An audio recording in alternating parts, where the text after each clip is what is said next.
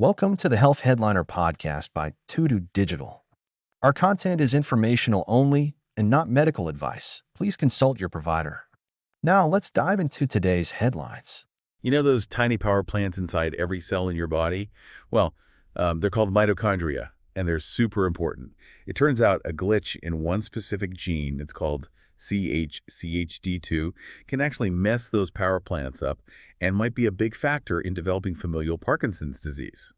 Pretty wild, right? So today we're going to do a deep dive into a new study from Northwestern Medicine. It was published in Nature Communications. And to help us understand it all, we've got an article from Medical Express, too. Yeah, what's really interesting is that this study kind of takes us past those typical symptoms of Parkinson's disease that we all think about, like the tremors and stiffness and all that. This goes deeper, like right into what's happening inside the cells themselves. Okay, so let's unpack that a bit. Now, Parkinson's disease, we know it's a neurodegenerative disorder. Basically, that means brain cells, they're lost over time, it's progressive. Right, and this study, it's zeroing in on what might be going wrong in these brain cells called dopaminergic neurons. They're the ones that make dopamine, and that's like a messenger chemical that's, it's crucial for controlling movement. And that's where these little power plants, the mitochondria, come in, right? Exactly. So think of it this way. The tricarboxylic acid cycle, it's kind of a mouthful, but it's often called the TCA cycle. It's like the engine in your cells that makes energy using glucose. And CHCHD2, this gene, it helps a key part of that engine to run right. But this study, they found that if there's not enough CHCHD2, it throws a wrench in the works, specifically with this enzyme complex. It's called alpha-ketoglutarate dehydrogenase complex. Oh, that's a mouthful. It is, so we'll just call it alpha-KGDH. Okay, alpha-KGDH. Got it. So what happens when this alpha-KGDH, when it's not working right? Well, what happens is this molecule called alpha-ketoglutarate, it starts to build up, and that's when the real problems start. Oh, this is where it gets interesting. What kind of problems? Well, one of the things that happens is something called lipid peroxidation. Okay, imagine your cell membranes. They're like the walls protecting your cells. Lipid peroxidation is kind of like rust eating away at those walls. They get weak, more vulnerable. Okay, I see where you're going with this. So no CHCHD2, problems with the alpha-KGDH, and then it triggers this rusting process, damages the cells. Exactly. And those dopaminergic neurons that we talked about, they already kind of have a hard time if their mitochondria aren't working perfectly. So this lipid peroxidation thing, it's like a double whammy for them. Okay, so both CHCHD2 and I think you mentioned CHCHD10, they're both involved with the mitochondria. Yeah. But why is it only CHCHD2 that seems to be causing these problems in Parkinson's? That's a really good question. What they actually found in the study was when CHCHD10 wasn't working right, it didn't cause the same issues. Like they didn't see the metabolic problems and the lipid peroxidation like they did with CHCHD2. Huh. That is surprising. So what could explain that? Well, it looks like even though they're related, these two proteins, they have different jobs in the mitochondria. CHCHD2, it seems to be way more involved in keeping that balance of metabolism going in those dopaminergic neurons that need so much energy. So it's not just about the mitochondria themselves, it's like what each protein does in there, right? This is why it's so important to really dive into the specifics. Mm-hmm. Now, this study, they also looked at if there was a way to stop these bad effects from happening, right? Yeah, and this is where it gets really exciting, honestly.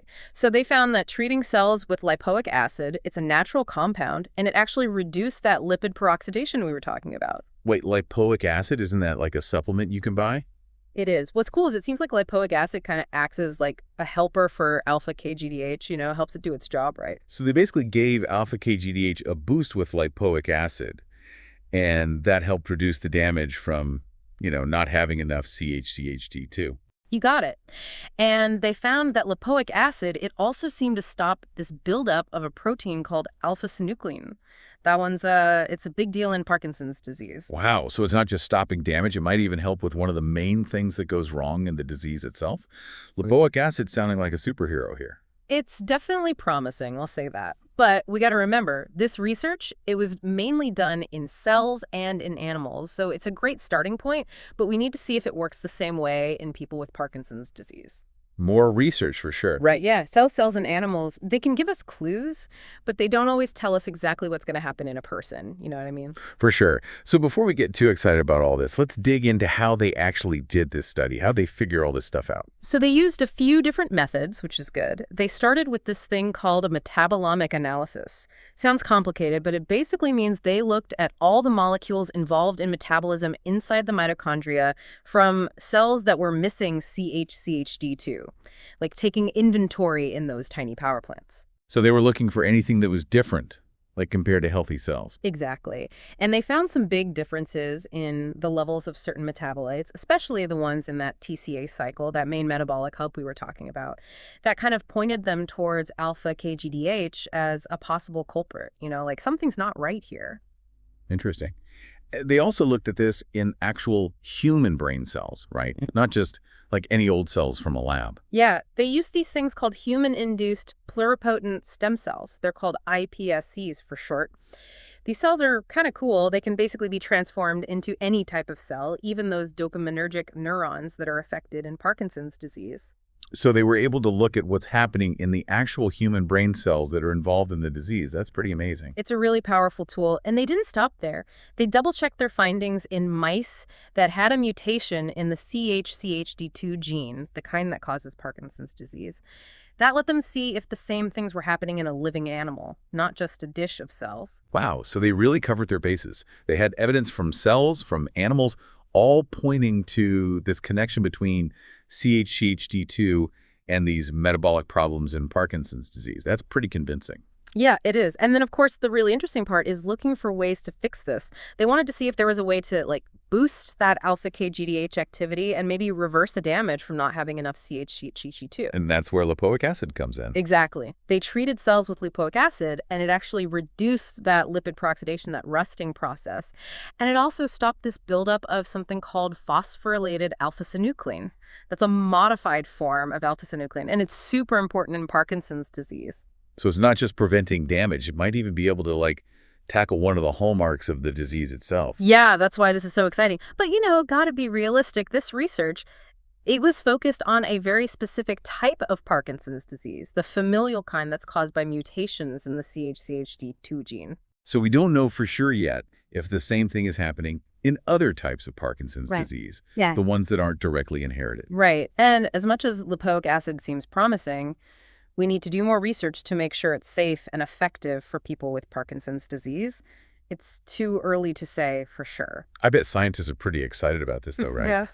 What are the experts saying about all this? Oh, yeah. There's a lot of buzz about this study because it shows a really strong link between these metabolic problems and this neurodegenerative disease. It's kind of changing the way we think about Parkinson's, you know? Instead of just managing the symptoms, we might be able to get at the root cause, the stuff that's actually going wrong in the cells. That's a big deal, for sure. It is, and everyone's especially interested in lipoic acid now, you know, as a potential treatment. It's too early to say for sure, but this study suggests that lipoic acid, or maybe some modified version of it, could protect those vulnerable dopaminergic neurons. That's huge. It's wild to think that we might be able to, like, actually target these metabolic pathways and come up with new treatments for Parkinson's disease. Yeah, it's a really promising area of research, but we definitely need clinical trials, you know, test it in actual people before anyone starts recommending lipoic acid as a treatment. But this study, it gives us a solid place to start, and it's probably going to lead to even more research on the role of metabolism in Parkinson's and other neurodegenerative diseases. So even though we don't have any, like, magic cures today, this deep dive has hopefully shown you how exciting this research is and the potential it has for helping people with Parkinson's disease in the future. And remember, the more you understand about this stuff, the better you can ask good questions and advocate for yourself or your loved ones. Knowledge is power, especially when it comes to your health. So now that we've gone over this study and heard what the experts think, let's talk about what this means for you, the listener. Why should you care about these, like, super complicated metabolic pathways and a gene you've probably never even heard of? This isn't just about, you know, some science-y details. It's about understanding how we might be able to get new and better treatments for Parkinson's disease. I mean, for people who have this condition and their families, any kind of breakthrough, anything that could slow it down or even stop it would be huge, right? Absolutely. Parkinson's disease, It can really affect people's lives, their mobility, how independent they are, their whole well-being. So research like this that shows us what might be going wrong and how we could fix it, it's incredibly valuable. And this study, even though it's looking at a specific kind of familial Parkinson's disease, it seems like it opens up this whole new way of thinking about the role of metabolism in neurodegenerative disorders. Yeah. Like, even if you don't have a family history of Parkinson's disease, this research could still be important for you in the long run, right? That's a great point. We're realizing more and more that metabolic health, it's a big factor in how healthy your brain is overall and whether you might develop these neurodegenerative diseases. What we learn from studying Parkinson's disease, these specific genes and pathways, it could help us understand and maybe even treat other conditions too, like Alzheimer's disease, Huntington's disease, even just like normal age-related cognitive decline. Yeah, it's like we tend to think of these diseases as separate things, but maybe there are some common threads, some things that are going wrong in all of them that we could target for prevention or treatment. And this study, it really highlights how important it is to take care of your metabolic health. Things like diet, exercise, managing stress, those things all matter. For sure. While we're waiting for new treatments to come out, from all this research, there are things we can do right now that might lower our risk of getting these diseases in the first place. Taking care of your metabolic health, it's like investing in your brain's future. It's not a foolproof plan, but it's one of the best things you can do to protect your brain as you get older. So that's a wrap on our deep dive into the metabolic mysteries of Parkinson's disease. We've learned about CHCHD2, that gene that's so important, and alpha-KGDH, that enzyme complex. And we talked about lipid peroxidation, that damaging process, and lipoic acid, that potential hero. We've also pointed out, that this study does have some limitations, and we need more research to see if these findings hold up in people and if the same thing's going on in other types of Parkinson's disease. But still, pretty fascinating stuff, right? It really is. This research, it shows how something so tiny, like a glitch in those little power plants in our cells, can have these big consequences, like leading to a serious disease. But now that we know this, maybe we can figure out ways to protect our mitochondria or even make them work better, boost our brain power and our resilience as we age. Think about the possibilities. It's pretty amazing to think about, isn't it? What if we could, crack the code of metabolism and live longer, healthier lives, for ourselves and for future generations? That's a question worth pondering. We hope this deep dive has given you some food for thought, encouraged you to ask some questions, maybe even make some changes in your life to keep those tiny power plants running strong. Until next time, keep those mitochondria humming. Thanks for tuning in to the Health Headliner podcast by To-Do Digital. Like and subscribe for more health news and breakthroughs. Stay healthy and informed. See you next time.